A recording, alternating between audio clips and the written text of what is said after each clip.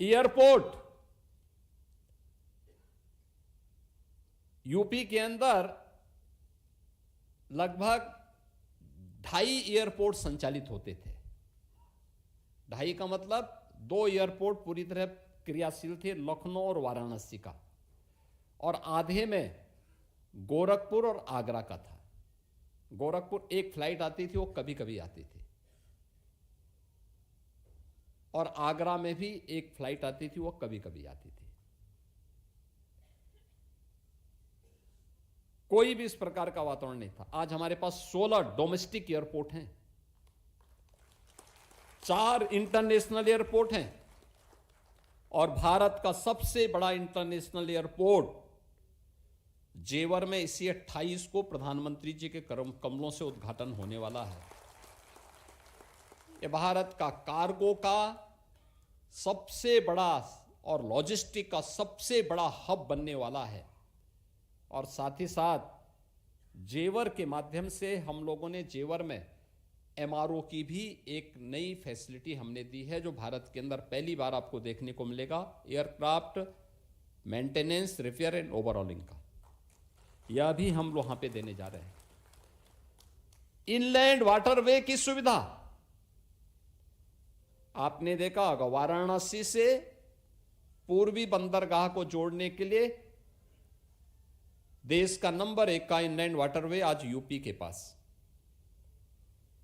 UP देश के अंदर सबसे अधिक सिटी में मेट्रो का संचालन कर रहा है। 7 सिटी हमारी ऐसी हैं जिसमें हम मेट्रो का संचालन, 17 के पहले एक भी नहीं था, ये 17 के बाद ही सब ये हैं। Inter state and international connectivity UP की ये 4 लेन से जुड़ चुकी है।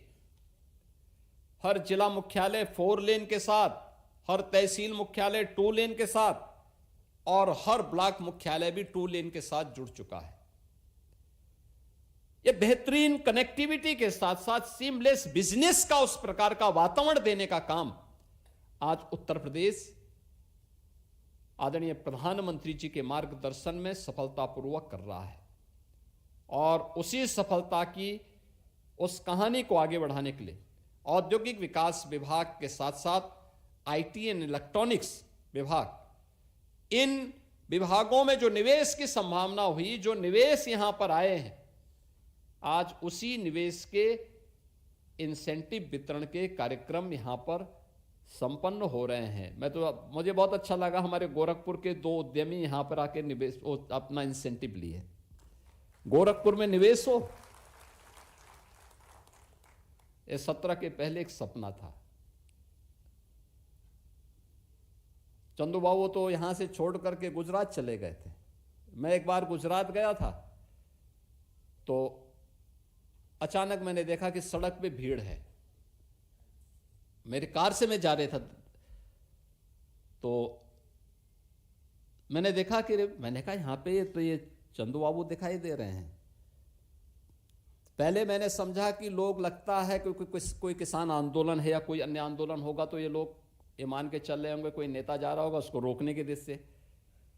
तो मैंने अपनी कार, पहले हम साइड से ले जा रहे थे, लेकिन मैंने कहा भी नहीं, वो हमारे यहाँ के उद्यमी हैं, क्यों हैं यहाँ, मैं थोड़ा जानना चाहता हूँ। तो मैं वहाँ कार देखा, मैं जब नज़दीक पहुँचा मैंने देखा ये तो वही हैं। तो मैंने कार रोकी, तो इन्होंने कहा मैं तो आप ही के स्वागत के लिए खड़ा हूँ, मुझे जानकारी मिली थी कि इस रास्ते से आप चल रहे हैं और आपके स्वागत के लिए। तो मैंने कहा अब यहाँ कैसे आ गए? इन्होंने कहा ये जो फैक्ट्री है ना, ये मैंने लगाई है यहाँ पे। आप सोचो ये 2014 की घटना है। तो मैंने कहा भी वहाँ क्यों नहीं लगाते हैं? कहा वहाँ सुरक्षा कौन देगा? यानी यूपी से जाकर के लोग गुजरात में उद्योग लगाए थे, और जब मैंने इनसे पूछा भी आपने यहाँ क्यों नहीं लगाते हैं, इन्होंने कहा वहाँ सुरक्षा कौन देगा, कौन पूछ रहा है।